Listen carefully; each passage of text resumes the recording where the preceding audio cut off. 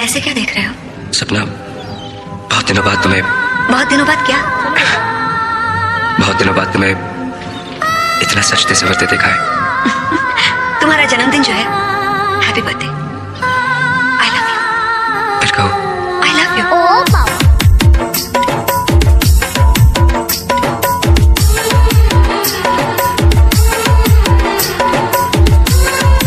DJ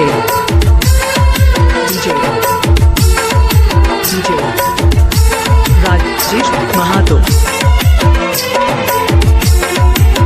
Jhargram remix centre.